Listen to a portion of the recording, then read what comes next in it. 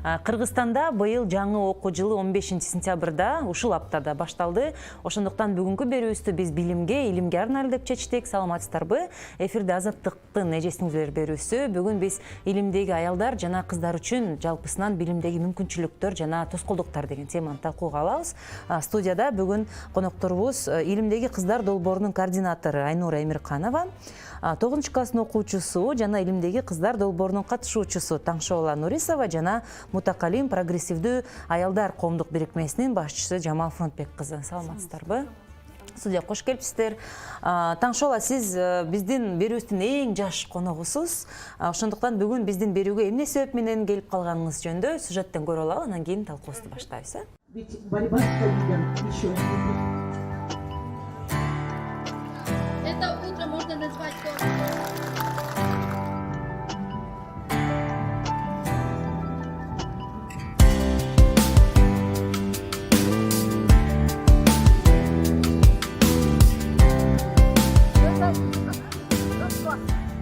Мен биринчиден кичинекей начальник класс болгондо мугалим болом дечим. Мугалимдерге суктанчым аябай. Андан кийин директор болом дедим. 9А, 9Б. Кудайбердиева Сургайгүл Альтимировна. Чоң класс болуп баштагандан кийин чоң жумуштарга кызыга баштадым. Кандай десем, электрик болом дедим. Жана чыгармачылык жакка кызыктым. Дикторша болом дедим. Стюардессага аябай кызыктым.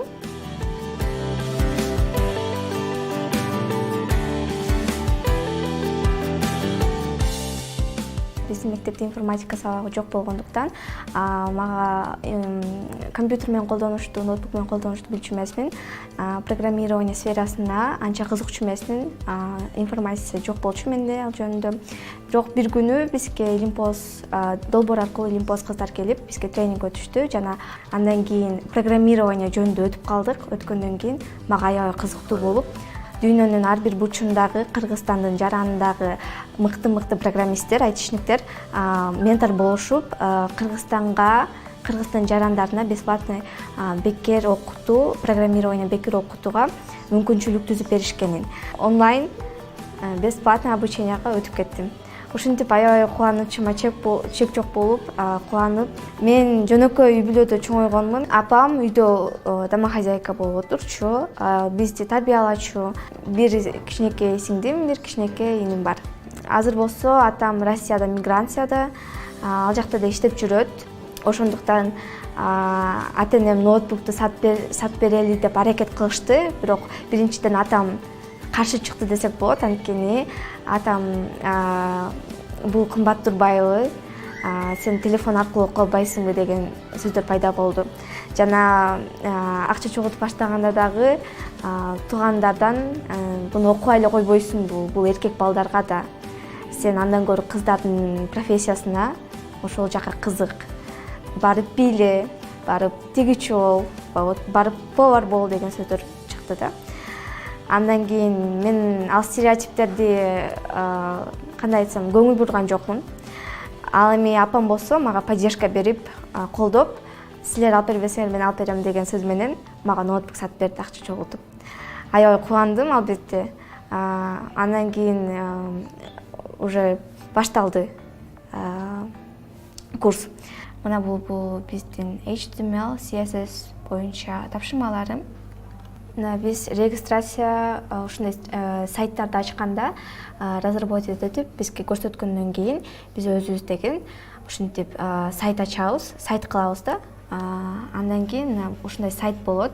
Биз full stack жана JavaScript окумакпыз.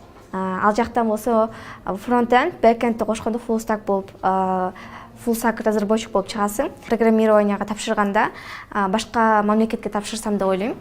Ал жактан жакшы окуп келип, ал жактан иштеп, жакшы билим алып, бушуп аябай мыкты программист болуп келип, Кыргызстанга келип, өзүмдүн ушундай ачкым келет да.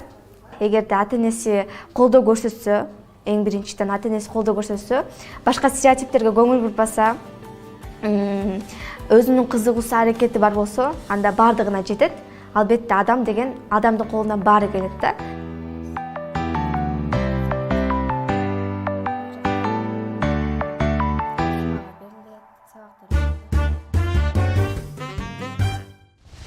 Мына биз сюжетте көргөндөй эле Таншова айым, сиз айтып турсуз, ошол туугандардын түшүнбөгөнүнө карабастан, атамдын да башында бир аз каршы болгонуна карабастан апам колдоп, өзүмө ноутбук алып берди депчи. Азыр ушунча убакыт окуп, сиз колуңуздан бир нерсе келе баштады, сайттарды жаратканды үйрөндүңүз.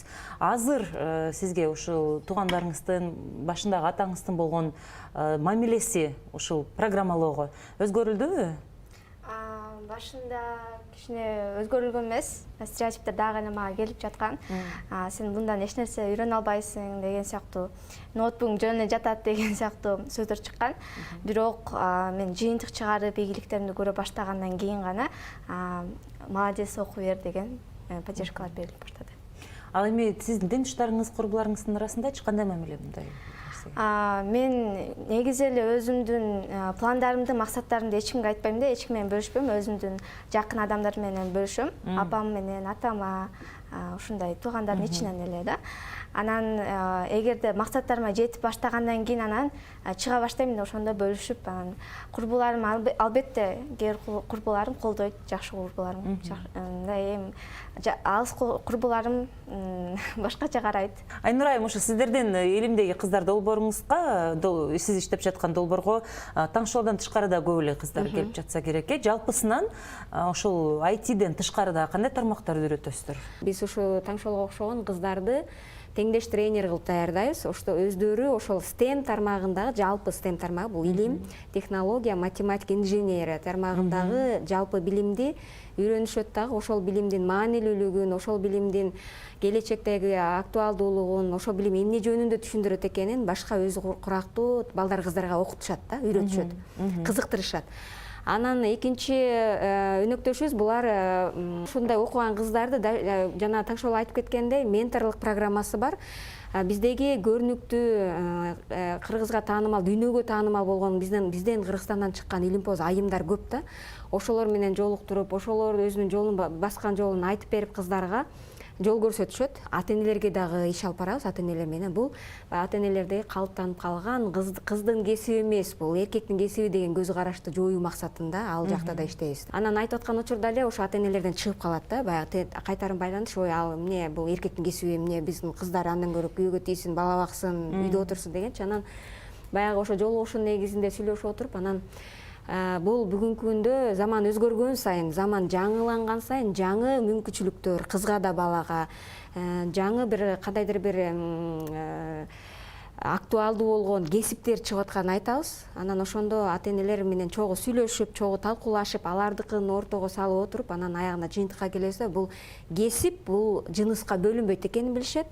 Кесип бул кызга дагы, балага дагы, бирок ошол кайсы кесипке кызыкса, кайсы кесипти аркалагысы келсе, кайсы кесипте аны шык жөндөмү болсо, кыз болобу, бала болобу аркалап кетсин дегенге үйрөнүшөт. Бизди курчап турган айлана чөйрөнүн баары эле бул STEM экенин түшүнүштү. Анан ошол себептен булар баягы кээ бирөө физика тармагын кызык алып кетишти, кээ бирөө Таңшолдой болуп тиги информатика тармагын, кээ бирөө архитектура жагын алып кетип атат. STEM эмне экенин көргөзүп, ошо баягы кыздардын кесиби деген жактан чыгып, кашадан мына дагы бар башка кесип бар, сен да ушул жерден да өзүңдүн мүмкүнчүлүгүңдү ачсаң болот, ушул жерден да сен өзүңдү көргөзсөң болот дегенди ачып атабыз да. Анан дагы мындай бир калыптанган стереотип бар, мисалы дин жолуна түшкөн айымдар, мисалы динден башка эч нерсеге кызыгышпайт, же болбосо үйдө отуруш керек деп айтышат. Мен мисалы ошо бизден эле берүүгө түшкөн комментарийлерди дагы көрсөм, айтышат да, дин жолуна түшүп үйдө отургуласыздар. Ушул стереотип жалпысынан ушул илимге кызыккан,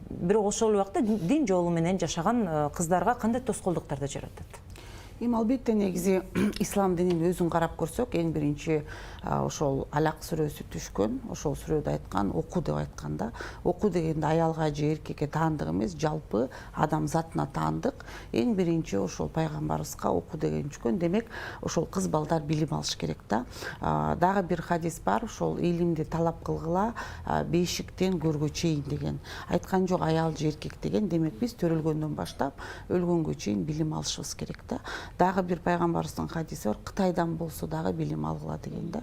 Демек башка диндегилер да сенден илимдүү болсо, сен ошондон билим ал деген сөз.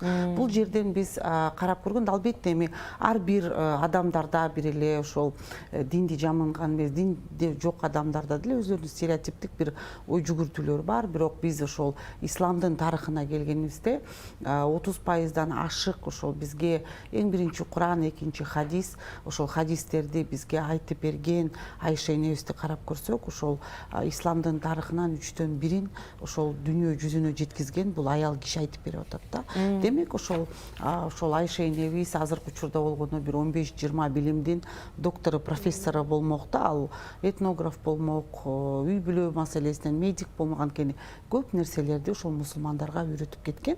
Эми бул ошол стереотиптик ой жүгүртүүлөргө биз көңүл бурбашыбыз керек. Анткени ошол исламдын тарыхын карап көрсөк, Аль-Фарабини же болбосо ошол эле мынакей биз сандарды жазып атабыз, бул дагы арабтардын ошол окумуштуулары, мусулмандар биздин ошол өнүккөнүбүзгө киргизип атат да.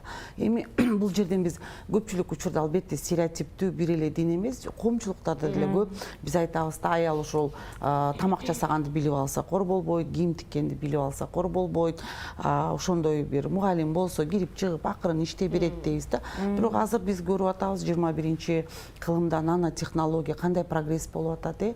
Азыр кыз балдарга ошол үйрөнүп алса программированияны, IT технологияны үйүндө отуруп алып эле миллионный контракт менен эч жака чыкпай эле кичинекей ноутбугу менен акча алып, эч ким менен сүйлөшпөй деле анын карточкасына акча чыгып аткан заман болуп атат. Азыр элдин баары түшүнүп калды. Билим албаса, ошол так илимдерин окубаса, сенде өнүгүү жок да. Азыр инженер көп эле, азыр мына 5-10 жылдан кийин көп кесиптер жок болот. Бул жоголот, бул турган нерсе. Азыр аналитика кылып көрсөк, ошол эле юристтер, адвокаттар, ошол эле бухгалтерлер, уже булар жокко эсе кетет дагы. Мунун баары ошол бир электронный бир форматка түшөт дагы. Адамдардын муктажы жок. Жасалма интеллект Жасалма интеллект баарын кылып коет. Биз жөн эле голосовой менен жиберебиз. Кыргызстандын келечеги ошол программирование, анан так илимдер менен биз өсүп кетет элек да. Сиздер көрүп жаткан Азаттык нежесиңдер берүүсү. Мен атым Алия Суранова. Бүгүн биз илимдеги аялдар, кыздар жана ошол кыздар үчүн, айымдар үчүн билимдин мааниси деген теманы талкууга алып отурабыз. Азыр дагы мындай бир суроону узаткым келип турат. Мисалы, адистердин айтымында жалпысынан эле ошо дүйнө жүзүндө илим посттордун 30%-ын гана айымдар түзөт экен да. Мисалы, жанагы IT же башка тармактарды алып карасак, ошого технологияга байланышкан тармактарда дагы 3/1 бөлүгү эле ошол жакта иштеп жүргөн адамдардын 3/1 бөлүгү эле мисалы аялдар экен да. Анан жогорку окуу жайларында дагы алгачкы курстарда студенттердин жарымынан көбү кыздар болот экен. Жакшы окугандардын да көбү кыздар болот экен. Анан эмнегедир ошол акыркы курстарга келгенде же университетти бүткөндө ошол адистик боюнча иштеген адамдар карасак, кыздардын, айымдардын саны кескин түрдө төмөндөп кеткенин байкайбыз да. Бул эми Кыргызстанда гана эмес, жалпы эле дүйнө жүзүндө ошондой экен. Демек бул ошол адистер айтышат, күйөөгө тийгенден кийин кыздардын жашоосунда абдан көп тоскоолдуктар пайда болот депчи. Бул баягы боюнан бүтөт, балалуу болот, кайын журт менен жашаш керек. Ал жерде дагы өзүнчө толтура бир башына кошумча түйшүк үйүлүп түшөт эмеспи? Ошондуктан эркектерге караганда кыздар көп жерден баягы ошол курагы жеткенде артка калып кетишет дешет да, өнүгүү, билим алуу боюнчачы. Эми ушул тенденция, мисалы, илимий чөйрөдөгү аялдар үчүн мындай өзгөчө дагы абдан кыйынчылыктарды арттырып атат да. Ушул күндө дагы 21 кылымда деле алып карасакчы. Айнура, мындай суроо берим келет. Сиз мисалы кыздар менен иштеп жүрөсүздөр, ата-энелер менен да иштеп атабыз деп атасыздар, адистер дагы келип сабак берип атышат. Жалпысынан ушул илимий чөйрөдө кандай ушундай тоскоолдуктарга кеп, кандай айтсам, кабыл болушат биздин айымдар? Бизде чын эле мамлекеттик деңгээлде балким ушул бир айымдарга карата мындай бир мүмкүнчүлүктөр түзүлгөн эмес да. Жанагы айткандай эле боюнда болуп төрөгөндө дагы ошол жагында да мисалы үчүн ал келгичекте орунду сакталып турбайт, же болбосо ошол боюнда болуп төрөгүчөктү деле иштегенге бир кандайдыр бир шарттар түзүлгөн эмес ошо иштеп жаткан орундарындачы. Анан кыздардын негизи ошол аз болгон себеби мурун эгерде мындай тарыхта карап көрсөк, мурун ошол көп эле аялдар мындай бир жаңы ачылыштар жасаган да, биздин Кыргызстанда эмес, башка мамлекеттерде. Бирок ошонун жемесин, жумушун эркектердин атына ыйгарып коюшкан да. Бул эмнени айтат? Бул баягы дискриминация да, чын эле аялдардын колунан келбейт дегендей, же болбосо ошол кездеги закондордун эмеси жазылбаганы да, туура эмес. Анан азыр болсо эми мен ойлойм, бул кыздардын бүгүнкү кичинекей кезиндеги акыл эсин алып келишибиз керек да, что менин колума келет, мен деле жасай алам. Үй бүлөнү деле аркалап кетсем болот, жумушумду деле аркалап кетсем болот да. Туура пландоо, туура өзүнүн эме жакшы көргөн жумушун таштап койбой аркалап кетүү да. Бул демек бул биринчиден адамдын өзүнүн жеке ошо жумушуна карата мамилеси.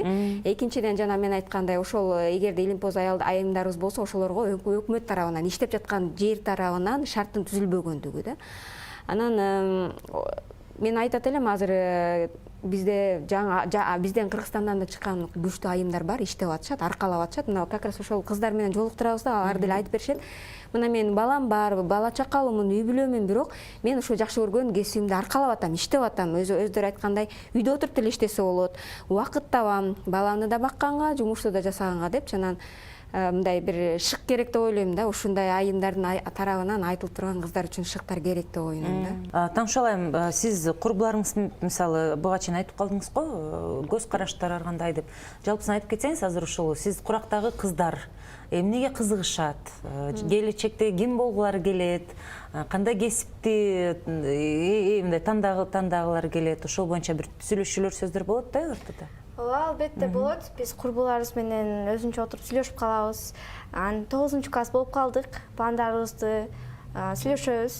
Сенин болочокто ким болгуң келет, сен эмнеге тапшыргың келет деп. 9 бүтөсүң же 11 бүтөсүң деген сөздөр чыгып калат. Албетте көбүнөн угуп калам классташтарыман. Ырчы болгум келет, бийчи болгум келет дейт. Дагы бирөөсү айтишник болгум келет дейт. Бирок айтишник болгум келет деп туруп курстарга барбайт да. Биздин мектепте информатика сабагы жок болгондуктан, ал жакта компьютер колдонгонду ушундай маалымат жок да. Бирок ошого аракет кылыш керек да, адам дегенчи. Айтишник болгум келет деп жата бербей үйдө. Курстарга барыш керек, аракет кылыш керек да. Ата-энелеринен колдоо көрөбү, мисалы ошол кыздар өздөрүнүн келечекте кесиптери жөнүндө сүйлөгөндө, максаттарын айтып бергенде? Мисалы үчүн айтишник болгум келип атат, дизайнер болгум келет десе, ата-энем колдобой атат, бирок деген айткан сөздөр болуп калат. Ата-энем колдобой атат, андан көрө барып швейга тапшырып алсаң, болочокто балдарыңа өзүң көйнөк тигесиң, өзүңө балдарыңа көйнөк тигип бересиң деген сөздөр чыгат экен да. Бирок азыркы заманбап жашоодо жашаткандан кийин биздин көп ата-энелерибиз уже билип калды деген ойдомун. Билим деген эмне, кыздарына көп басым жасап калды да. Илим ал, жакшы жумушка орнош деген сыяктуу. Азыр ошо балдарыңа кийим тигип бересиң десеңиз эстеп кеттим. Мен апам да кичинекейимде айтчу да, доктор бол, чоңойгондо мени дарылайсың депчи. Аны таң каласың да, жалпысынан биздин баягы кыздарына болгон баягы келечекке болгон кесипти тандоодо бизде ата-энелер өзүнүн үй бүлөсүнүн ичинде гана мындай чакан гана ой жүгүртүшөт экен да. Биздин үй бүлөнүн ичинде же кайын журтуңа кандай пайдаңды келтире аласың, жана сенин келечектеги баягы күйөөгө тийгенден кийин тоскоол болбой турган бир жумуш болуш керек да. Сиз айткан мугалим болуп ал, жарым күн мектепке барып, аялдардын баягы жамаатында иштеп эле, кайра жарым күндөн үйгө келип, үй ишин жасаганга да үлгүрөсүң дейт, мисалы. Же доктор бол дейт, кайненеңди кийин дарылайсың, балдарыңды дарылайсың дейт. Жол сиз айткандай тикмечи болуп, үйдө балдарыңа кийим тигип бер депчи. Мисалы, мага айтчу эмес да, сен чоң бир аябай бир жакшы билим алып, чет өлкөдө окуп келип, мындай бир көп акча тапсаң, каалаган дарыгерге алып барып деле, мисалы, эң мыкты медицинаны деле, мисалы, алып барып бизди дарылайсың деп айтпайт да. Анын ордуна сен өзүң иштеп, доктор болуп келип мени дарыла дегенде дагы. Ошондо азыр чоңойгондо ойлонуп көрсөм, чындап эле ушу биздин ата-энелерибиздин дагы ой жүгүртүүсүнүн чектелүү болгону абдан балдарга да таасирин тийгизет экен. Анткени аял эгерде өзү ал нерсени кылбаса, баласына кантип айтат? Баласы деле аны кабыл албайт да. Мисалы, мен балам окуу, математика сага керек десем, өзүм таблица умноженияны билбесем, мисалы да, балам айтат да, мама, сиз деле билбей жашап атасыз го, же кызым айтат, эмне кереги бар мага мунун дейт. Мен ошо кызымды роботехникага 5 жаш го дейм, балам экөөнү алып барсам, 5 жашында кызым. Биринчи кызым күйөөм айтты да, ой барбай эле койсо болмок эми, бул эми түшүнө наоборот баламан кызым кыйын болду да, роботехникадан создавать этип кызыгып аябай. Анан азыр карап көрсөм биздики онлайн сабак өтүп кеттик да. Балам да кызым дагы математикадан көп окуй албай калышты, онлайн болду, түшүнбөй калышты да. Анан мугалими дагы бирде сабак болсо бирде болбойт, түшүндүрө албайт. Анан балам контрольный жазып атат. Я говорю, балам канча чыгарып атасың десем, мам мен предварительно эле жазып коюп атам дейт. Ай эмнеге антип атасың? Ай бунун формуласы бар, муну кой деп 7-класста да муну кошосуң, мен аны билбейм дейт да. Анан сразу окуй, буга репетитор керек да, аны кошуп окутуп, азыр мына кайра математика кызыгуусу болду да. Эгерде аял киши өзү кызыктырып, мисалы мамасы байкап калып, баласына бир нук берип койбосо, ал окубай калат да. Бул сабак ошондой да, бала кызыгыш керек. Анан эгерде энеси эчтекени түшүнбөсө, кызыкпаса, анан мисалы азыр карап көрсөңүздөр интернетте бардык нерсе бар да. Ошого карабастан деле көп ата-энелер анан көрө сериал көрөт. Көп эле аялдар карасаң күрөм көрүп атам бирдеке дейт, мен таң калам да. Ошого убакыт табасың. Анан же болсо бир тойго барса 5 көйнөк истейт, же маникюр, педикюр 5 күн жүрөт. Мисалы да, андан көрө бир мындай бир Үйдө деле туугандарды талкуулап эле чоңойтук биз делечи мисалы. Андан көрө бир билим окуу, балдар менен чогуу курска барып, өзүнүн деңгээлин өстүрсө, бала дагы окуйт да. Анан если энеси окубаса, атасы окубаса, анан баласы кантип кетип окубайт. Бизде жалпысынан деле мындай эме бар да, түшүнүк баягы. Болду, биз чоңоюп калдык, бизге билимдин кереги жок. Мындан ары окубай деле койсок эле жетет ушул биздин убагында алган билимибиз депчи. Анан азыр заманда карасак, жыл сайын эле бир нерсе алмашуу эле. Күнү окуш керек болот. Окуш нерселер чыгып атат. Мен азыр 11 жаштагы балам кээде бир нерсе айтып калса, мен түшүнбөй калам да, ал эмне депчи. Анан өзүм коркуп кетем да, мен ушундай жаш туруп, жаңы замандын технологияларын да бир сөздөрүн түшүнбөй бараттырмын депчи. Ошондуктан ошо өмүр бою эле билим алып жүрүш керек экен да. Ободу азаттык нежесиңдер берүүсү. Мен атым Алия Суранова. Бүгүн биз илимдеги кыздар, айымдар жана ошол билим алуунун кыздар үчүн мааниси кандай деген теманы талкууга алып отурабыз. Биз буга чейин айтып кеттик, ошо илимдеги айымдар Кыргызстанда, мисалы дүйнө жүзүндө абдан аз депчи. Ошол дүйнө жүзүнө атагы чыккан Кыргызстандан гана эмес, жалпы эле ошо Борбор Азиянын эң биринчи ушундай илимпоз айымдарынын бири деп айтсак болот, Асель Сартбаева. Баарыбыз эле угуп билип окуп отурабыз. Асель Сартбаева өзү кыргызстандык окумуштуу, Британиядагы Бат университетинин профессору, Кембридж жогорку окуу жайынын илимдин доктору даражасына жеткен. Ошол Асель айым вакциналарды муздатуусуз сактоонун инновациялык ыкмасын ойлоп тапкан. Ошол ыкмасы үчүн абдан чоң бир сыйлыктарды алып келе жатат. Англиядагы падышалык илимий коомчулук мүчөсү экен да, ал жерде ошол Исаак Ньютон, азыркылардан Стивен Хокинг дегендер дагы ошол эмен ошол бактагы көптөгөн окумуштуулар ошого мүчө болгон экен да. Ошол биздин ошол өсүп келаткан кыздар үчүн абдан чоң үлгү болгон. Асель айым менен биз кыскача маек алганбыз, ошону көрүп алалы. В тот момент, когда я заканчивала школу, примерно до... Мен мектепти аяктап жатканда Советтер Союзу урап, Кыргызстан эгемендүү мамлекет болуп калды. Ошол башаламандыктын ортосунда мага өлкөдөгү саясий система өзгөрсө же бир нерсе болуп кетсе, илим эч качан бузулбай тургандай сезилди. Менимче, балким ушундан улам мен илим чөйрөсүнө бардым. Ата-энем ал кезде мени бир аз түшүнүшкөн жок. Апам билими боюнча этнограф, тарыхчы.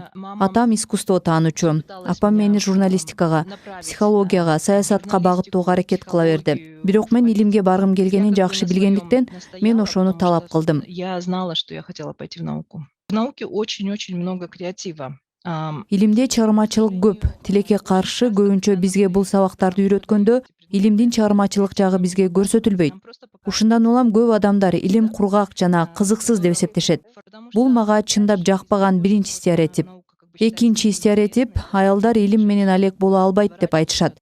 Дагы илим кызыксыз деп саналгандыктан көптөгөн аялдар илимден абдан эрте баш тартышат. Тилекке каршы илим чөйрөсүндө аялдарды басмырлоо бардык өлкөлөрдө бар. Ал ар кандай формада көрүнөт. Бул жерде Британияда жана Европа өлкөлөрүндө дискриминация ачык эмес түрдө көбүрөөк кездешет. Здесь, в Великобритании, в европейских странах, сейчас она намного более прикрыта. Я могу пример привести. Вот недавно, да, допустим, я разговариваю с... Мен сага бир мисал келтирип берейин.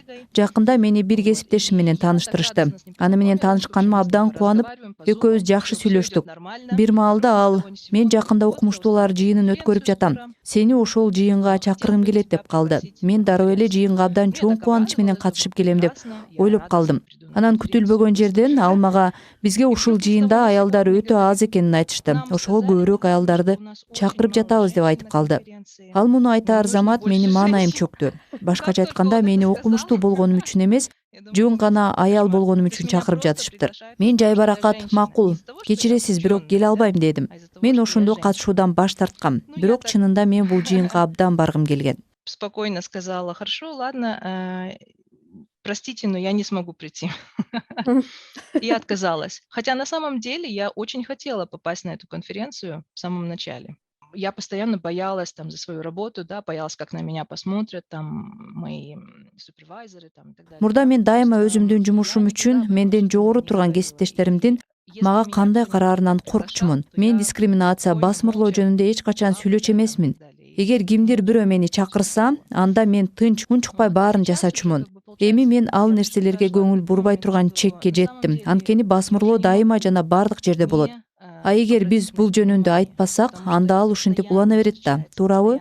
Если мы не будем на это обращать внимание, если мы не будем об этом говорить, я думаю, что оно так и будет продолжаться, правда же? Я думаю, что очень важно верить в себя, в свои... Өзүңүзгө жана күчүңүзгө ишенүү абдан маанилүү. Илим чыгармачылыкка жана адамдын потенциалын ишке ашырууга жана өзүн көрсөтүүгө эң сонун негиз түзөт. И достичь своего полного потенциала.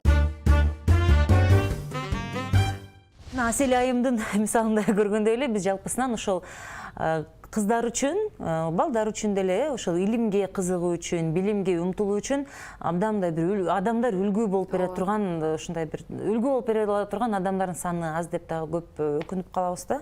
Ошол мындай бир баарыңыздарга эле бир суроо узаткым келет. Ошол үлгүлөр, ушундай бир мисалдар мотивацияда кандай роль ойнойт жана ошол илимпоз эмне үчүн илимпоз аялдар же так илимдерди окуган аялдар ошо ийгиликтерин көрсөтүш керек? Мисалы, сет отпайсызбы? Уял отам жөн эле коеюнчу деп чыкпай коюшат деп. Эмне үчүн ошолорду элге чыгарып, көрсөтүп, тааныттуунун мааниси бар.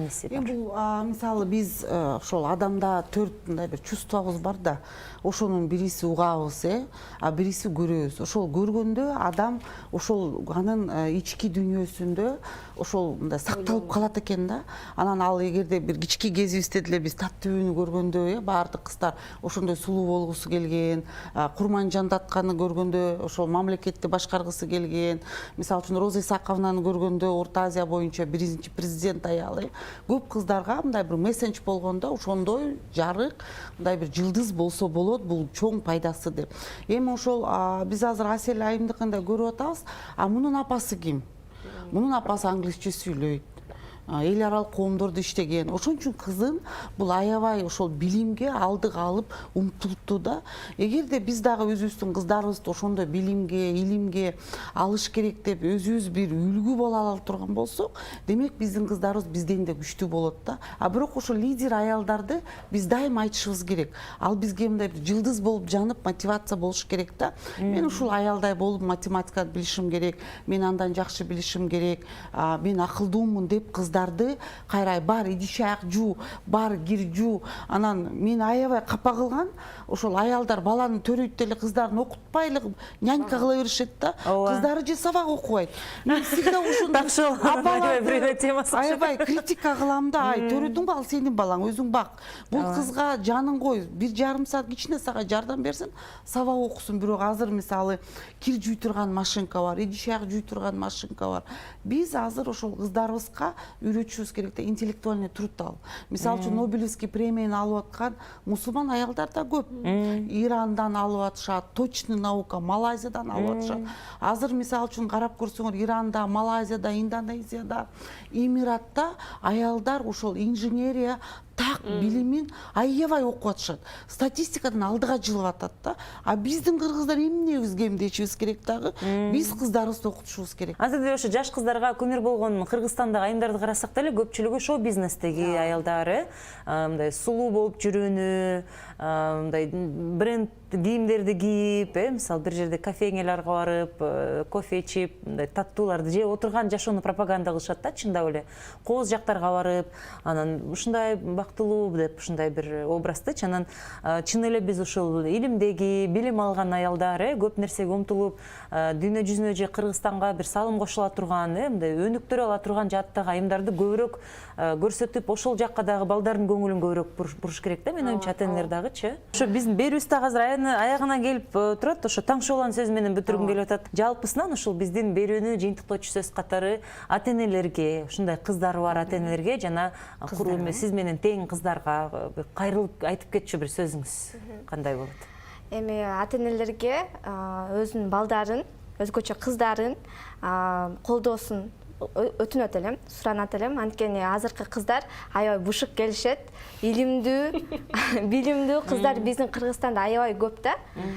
Бирок алар өздөрүнүн талантын, өзүнүн кызыкчылыктарын айтып жеткизе алышпайт. Ал бул эмне себептен? Анткени мүмкүн ата энеси урушуп койгондуктан, андай кылба деп койгондуктан, ата энесинен коркот же коомдун стереотиптеринен коркот, критикадан коркот, ошондуктан айта алышпайт да. Ошондуктан ата энелер өздөрүнүн балдарынын кызыкчылыгын сураш керек биринчи. Алардын ойлорун угуп, анан гана совет берип, кеңешин айтып, анан бир жыйынтыкка келсе деген ойдомун да. Ал эми менен теңдүү, менден кичинекей кыздарга, балдарга баарына эле баарынын колунан келет, адамдын баарынын колунан келет да. Эгер кызыкчылыгың, аракетиң жана өзүңө ишенген ой максатың, планың бар болсо. Биринчиден план, максатың бар болуш керек. Адам максатсыз жашай албайт. Максат түзүп, максатка жетем деген ой менен адам жашайт да. Анан дагы башка мисал үчүн Уильям Макревен айткандай, кичинекей жумушту кыла албасаң, чоң жумушту кыла албайсың да.